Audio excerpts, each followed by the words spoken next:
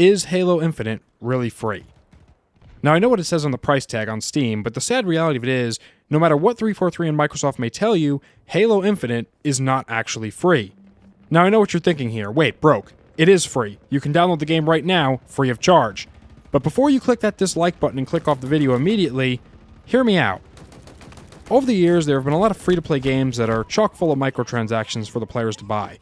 Now, the companies don't make money off of you playing the game. In fact, they lose money having you play it, as they have to pay for things like marketing, servers, and development.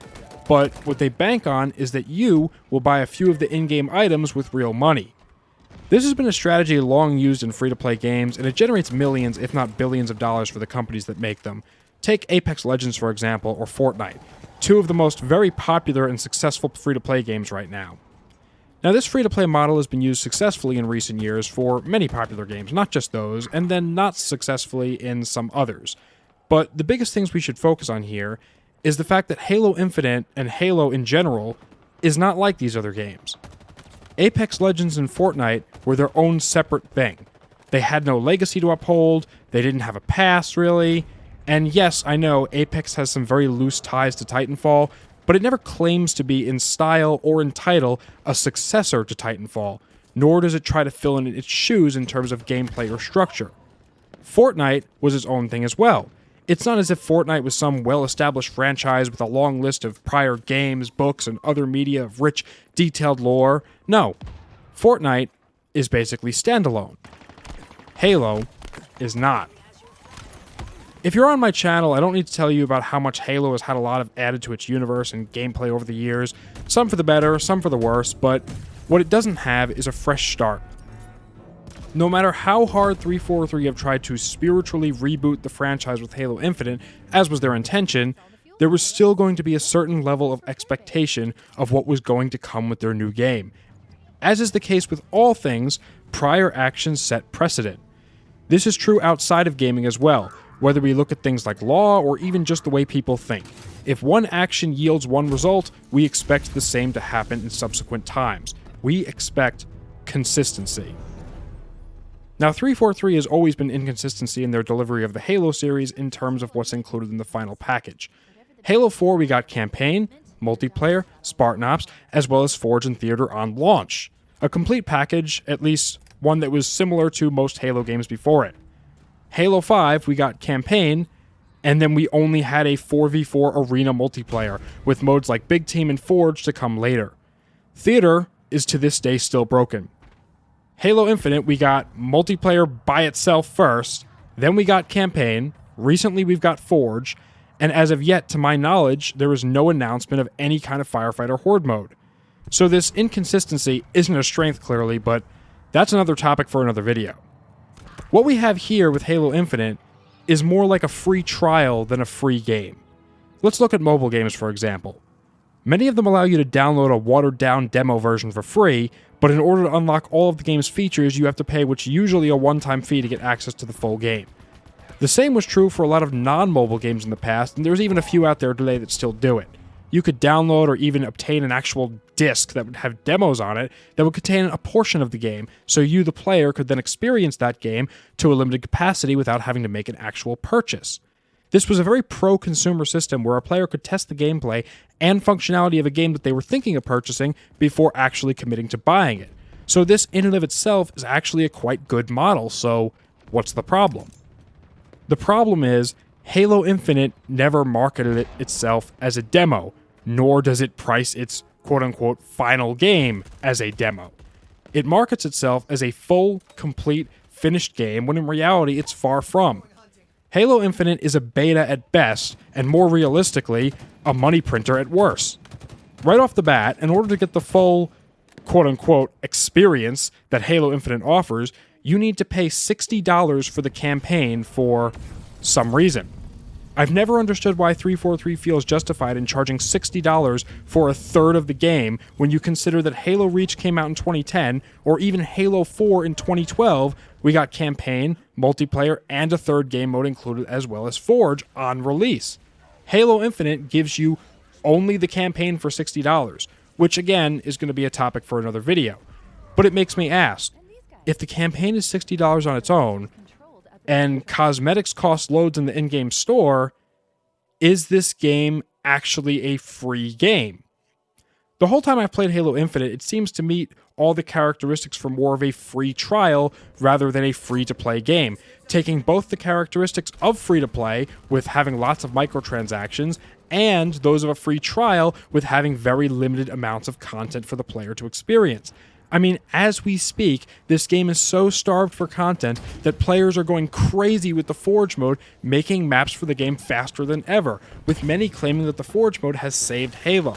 And while I do think that adding Forge mode is certainly a good thing, I cannot look past the fact that this game, still a year after release, has very little content. Like I said, there's only a few maps. Compared to other Halo games, all other Halo games had more maps than Infinite does at this point. We still don't have a Spartan Ops mode or a Firefight mode. We still don't have, and split screen co-op's been cancelled, but more on that later. In the grand scheme of things, maps aren't that hard to make, nor are modes, or even weapons. Modders have proven this time and time again, where they'll often make content for games in a matter of weeks, but for 343, it has taken them over a year to deliver even the most basic of the expected content, and even still, they're falling short on things like mentioned before, split-screen co-op, or even just the ability to select which level you want to play in the campaign, further proving just how incomplete this trial of a game is, or beta, take your pick. It almost seems to have gotten to the point where 343 has tricked us into paying for a beta, and I'm kind of afraid to imagine what it's going to be like when, and I do think it's a matter of when, not if, 343 decides to add in a third game mode, be it Firefight, Spartan Ops, or something else. What will that cost? Is that going to be another microtransaction? Is that going to be a paid DLC? At the rate things are going, I honestly just don't see them giving it to us for free. A trend I've noticed over the past decade or so with 343 is that they almost always go out of their way to maximize profits while trying to appear to be doing the opposite. They lure us in with things like free DLC for Halo 5 or all-out free-to-play for Halo Infinite, but then they try to squeeze every little bit of cash out of the player base by charging upwards of $10 for a simple skin. A skin that would have come in with the base $60 price tag of Halo Reach, Halo 4, or even 5. Now, I understand a business has to make money, but the prices here are absolutely absurd, especially considering the fact that 343 has implemented things like armor cores just to restrict what combination of armors you can use together, as well as adding in coatings, something that, may I add, was something that literally no one was asking for. Then they try to go on and pass these things off as a player-first mentality, quote-unquote, or allowing players to customize their Spartan like never before. And they attempt to pass these blatantly predatory, anti-consumer microtransactions as a good thing for the player, and a lot of people are falling for it. But I'm here to say that you should not have to pay extra to recreate the same Spartan in Halo Infinite that you were able to make over 10 years ago in Halo Reach on the MCC now. So, with all that, we have the following facts. The free part of Halo Infinite only allows you to play multiplayer and Forge. There is no campaign, you've got extremely limited customization, and as of yet, no Firefight mode either. So I ask again, is Halo Infinite really a free game? And this is why I say it is not, at least not in the conventional definition of the word. What Halo Infinite is a paid game with a free trial and a very, very expensive full game. Every couple of weeks, we're greeted with a storefront full of new microtransactions to buy. Many of them, oddly enough, being things like basic colors or armor that we could unlock in the previous games or just select in the case of colors. Even if you own the campaign like I do, that won't get you very far either. Included in the campaign, there's not a single piece of armor to unlock, only a couple of skins, and if you want the armor, you then have to make an additional purchase to buy the battle pass and or the microtransactions. So at the very least, you'd have to spend $70 to get the most basic of a Halo experience, and then you would then have to spend even more money to unlock any of the cosmetics offered exclusively in the store, which, as I mentioned before, there are many of. Now, Halo isn't the only game to have microtransactions. In fact, far from it. But the problem with it here is just how little you get for how much you spend. Let's look at another game, for example, in comparison. Insurgency Sandstorm. It's a tactical FPS live service game with microtransactions. On release, it sold for around $30 US, and with that price, you got several maps, weapons, game modes, and loads of skins ranging from camouflage, gloves, boots, helmets, attachments, backpacks, tops, armor, whatever. Literally dozens of customization options for $30. Meanwhile, 343 thinks you should pay $20 for one skin. But let's go back to Sandstorm for a minute. Since the game was released in late 2018, it has received constant updates every few months, adding cosmetics that are free to use, maps, weapons, attachments, as well as a few paid skins for weapons and characters that only cost a few dollars each. There's no $20 microtransactions in this game. Unlike with Halo Infinite, we actually get a plentiful amount of content in terms of customization and actual gameplay. So at the end of the day, as far as I'm concerned, Halo Infinite is not free.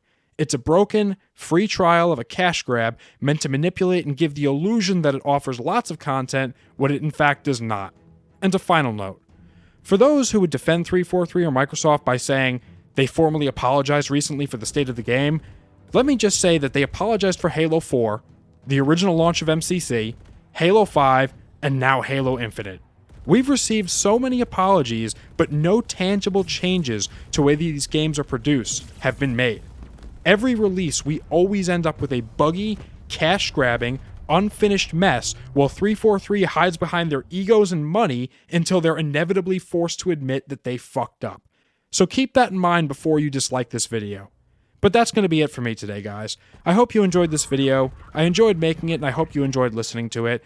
If you did, smack that like button with a gravity hammer as hard as you can, and let 343 know that we don't approve of their shit. Subscribe if you want to see more. I have been Broken Circle, and as always, have a great day, and stay safe. Goodbye.